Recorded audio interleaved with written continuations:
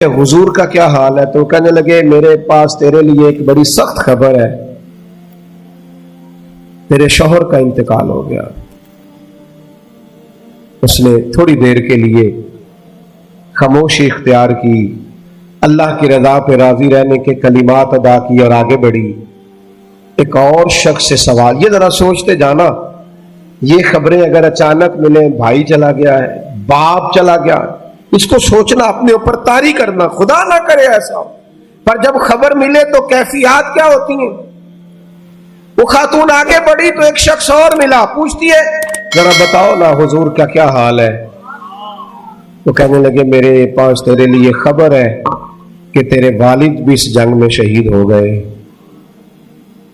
बेटियों का तो मेका ही बाप से होता है, मां से होता है। वालिद चले गए। थोड़ी देर के लिए गर्दन झुकी, कलिमात अदा की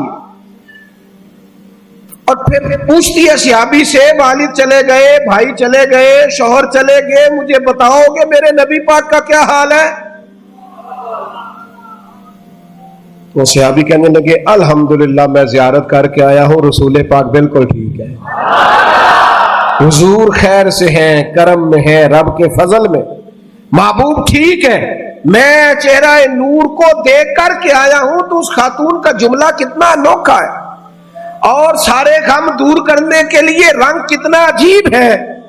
वो खातून कहने लगी मेरे ऊपर अचानक खबरें आई हैं, गमों के पहाड़ टूटे हैं, लेकिन अगर हुजूर मौजूद है तो फिर कोई गम है ही नहीं, फिर कोई दुख है ही नहीं। ओ कच्चा रंग ललारी वाला जेड़ा चढ़दा ते लैंदा रहिंदा, ए इश्क तेरे दा रंग मुहम्मद चढ़ जाए फिर नहीं लैंदा।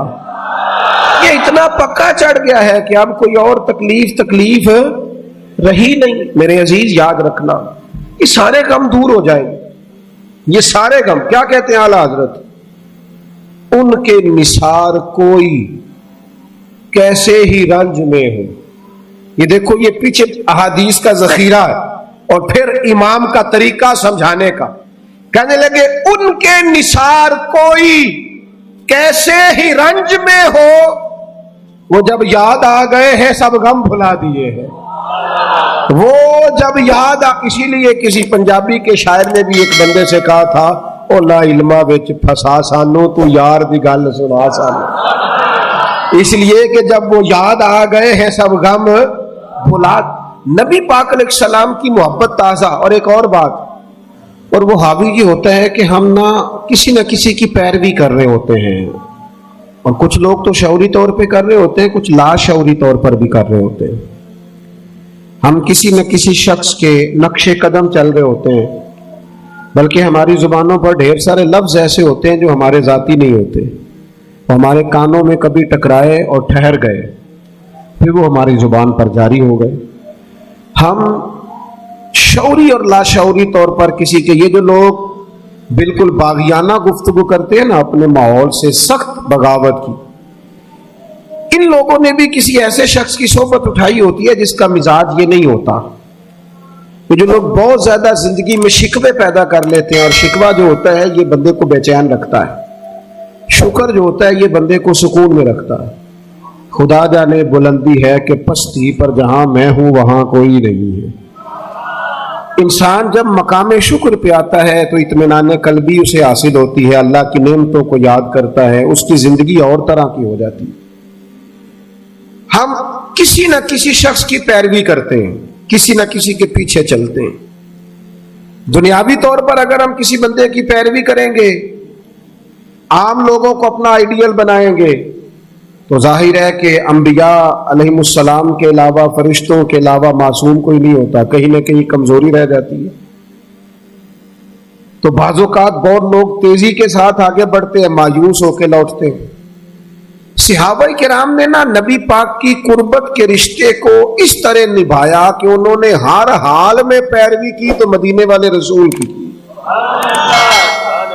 और इस अंदाज में पैरवी की कि ढेर सारी चीजें ऐसी हैं जिसकी हिकमतें भी नहीं पूछी, बस हुजूर ने कह दिया तो उन्होंने कर दिया। और वो पैरवी भी की तो वालेहाना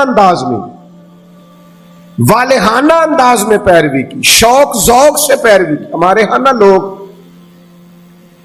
عمل کرنے کے معاملے میں، دین پر عمل کرنے کے معاملے میں رخصتیں تلاش کرتے ہیں، گنجائشیں ڈھونڈتے ہیں، حیل و حجت سے کام لیتے ہیں، بہانے کرتے ہیں، تاریخیں دیتے ہیں، بس میں عمرہ کر رہا ہوں اس کے بعد میں نیک ہی ہوں، کے بعد 2 بچے رہ گئے شادی کر لوں پھر اس کے بعد انشاءاللہ میں مسجد میں ہی ہوں۔ تو دین تو آپ کو یہ کہتا ہی نہیں آپ سارا دن مسجد میں بیٹھے، دین تو کہتا ہے 5 وقتہ جماعت کے ٹائم ضرور آ جایا کرو۔ ہم بہانے کرتے ہیں، اور بہت سارے لوگ ایسے ہیں، میلاد منانے کا سب سے بہترین وقت پتہ کیا ہوتا ہے؟ جب آپ کے بچی اور بچے کی شادی ہوتی ہے، گھر میں خوشی کا ٹائم ہوتا ہے نا، اس وقت رب رسولوں کے جو دشمن ہیں ان کی ثقافت گھر میں آ گئی تو پھر آپ نے سمجھا نہیں دین کے مزاج کو۔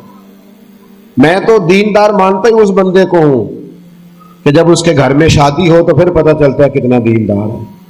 مسجد میں تو سارے دیندار ہوتے ہیں، کل جنازے 10ویں چیلم پہ سارے دیندار ہوتے ہیں، یہ تو پتہ ہی تب چلے گا بھائی جب تیرے بچے کی شادی ہوگی۔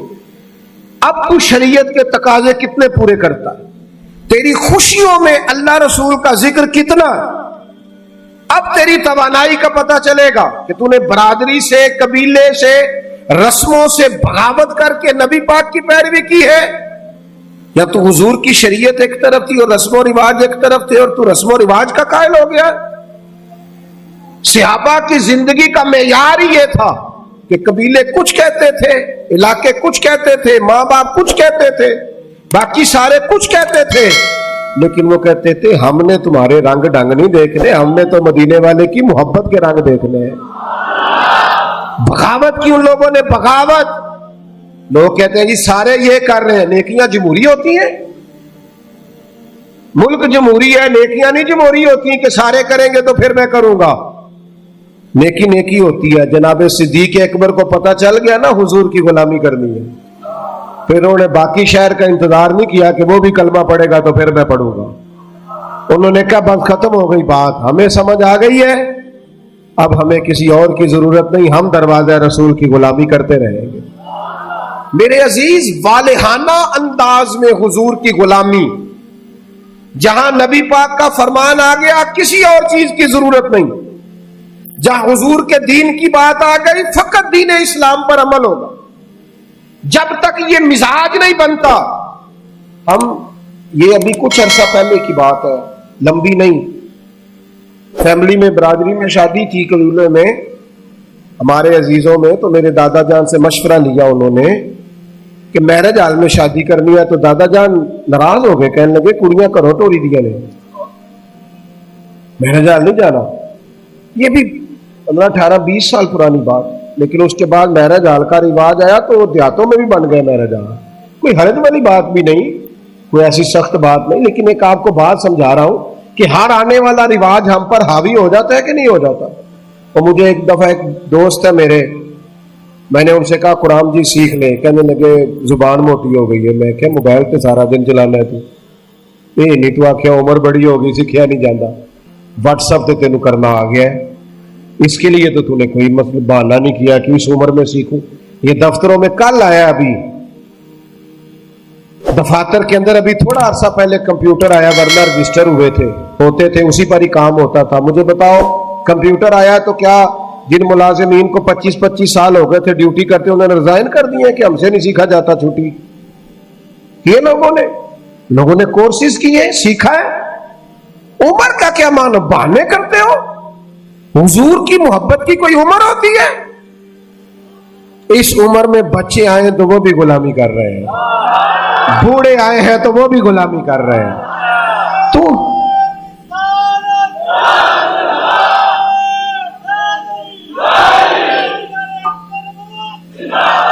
نبی پاک کی بات ماننی ہے تو والہانہ انداز میں ماننی ہے اور مزہ لے کے ماننی ہے، اور کہنا میرے لیے کوئی حرف آخر ہے تو ذات مصطفیٰ ہے۔ حضور جمعے کا خطبہ دے رہے تھے، ایک شخص کھڑے ہو گئے تو نبی کریم نے نا جمعہ پڑھاتے پڑھاتے فرمایا بیٹھ جاؤ۔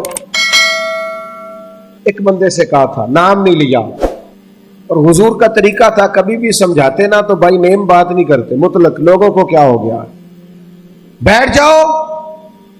اس ایک بندے سے کہا تھا بیٹھ جاؤ، ایک ذرا اس کونے میں تھے، مسجد کی گلی میں تھے، ان کے کانوں میں آواز گئی بیٹھ جاؤ، وہ وہیں بیٹھ گئے۔ ایک بنو غنم میں قبیلے میں تھے، ان کے کان میں آواز گئی بیٹھ جاؤ، انہوں نے ساتھ والے سے پوچھا نہیں کہ آپ کو تو نہیں کہا؟ کس کو کہا جا رہا؟ کانوں میں آواز گئی بیٹھ جاؤ، تو جہاں کوئی تھا وہ وہیں بیٹھ گیا۔ نماز کے بعد محبوب نے پوچھا آپ کہاں تھے، آپ کہاں تھے؟ آپ حضور آواز آئی تھی بیٹھ گیا، بیٹھ گیا، بیٹھ گیا۔ جس کے کانوں میں آواز آئی وہ بیٹھ گیا۔ تو کریم فرمانے لگے نہ آپ سے کہا، نہ آپ سے کہا، نہ میں نے تو ان سے کہا تھا۔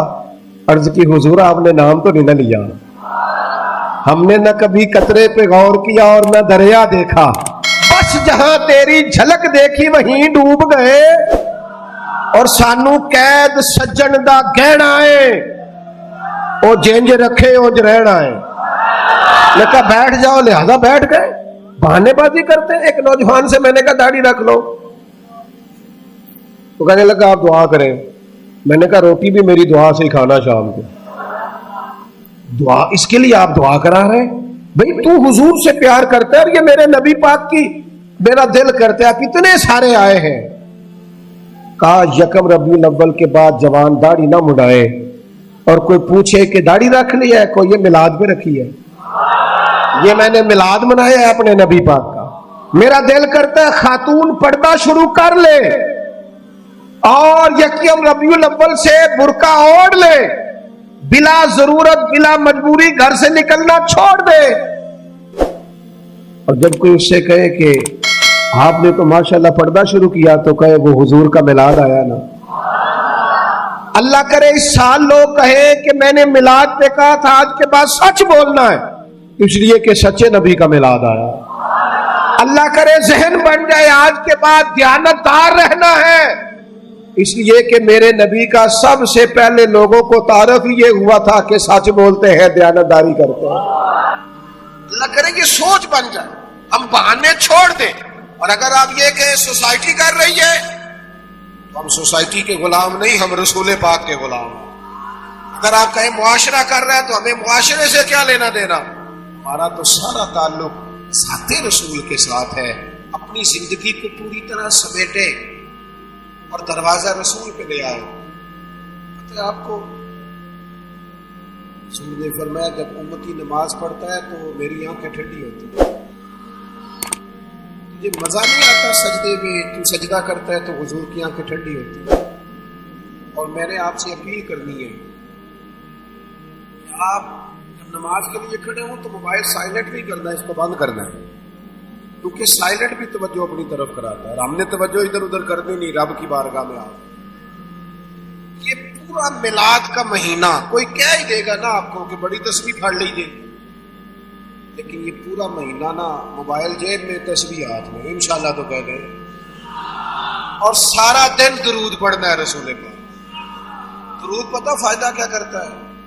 زبان کو میٹھا کر دیتا ہے، دل کو نرم کر دیتا ہے، روح کو تازہ کر دیتا ہے، اور ایک دفعہ پڑھو تو 10 رحمتیں آتی ہیں، 10 رحمتیں، اور پڑھتے رہو تو دائیں بائیں رحمت ہی رحمت رہتی ہے، ہر وقت ہی رحمت، ہر وقت ہی رحمت، ہر وقت ہی کمال۔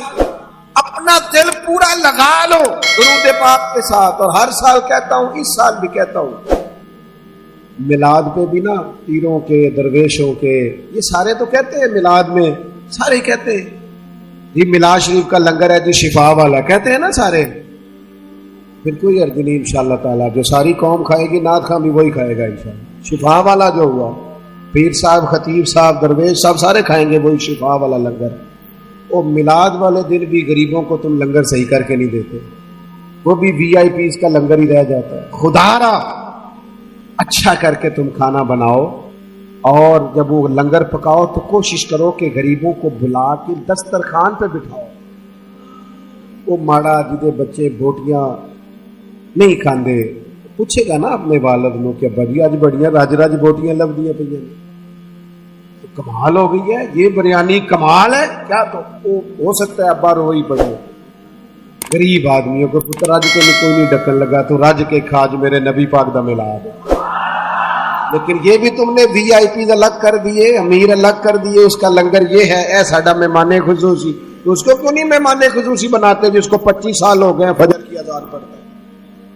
اس کو کیوں نہیں مہمان خصوصی بناتے جسے 30 سال ہو گئے ہیں مسجد میں جھاڑو دیتا ہے؟ انہیں مہمان خصوصی بن سکتا؟ صرف اس کے ہاتھ میں نوٹوں کی دکھی نہیں کروں مت ہے اہل دول رضا پڑے اس بلا میں میری بلا، میں گدا ہوں اپنے کریم کا، یہ میرا دین پارائنا نہیں۔ حضور کے غلاموں سے پیار کرو اور میلاد مبارکہ میں حسن پیدا کرو اور تازگی پیدا کرو، کسی غریب کی بیٹی کی بیاہ کی کوشش کرو تاکہ رسول پاک علیہ الصلوۃ والسلام کی امت اس بات سے فائدہ اٹھائے کہ حضور کا میلاد شریف آیا۔ کوئی ایسا کام نہ کرنا جس سے محسوس ہو کہ کوئی میلاد نہیں منایا جا رہا، اپنا آپ دکھایا جا رہا، کوئی کام نہ کرنا۔ اس میں تو درویشی مجھے ایک دفعہ میلاد شریف کے موقع پہ میرے کسی دوست نے میلاد ریلی پہ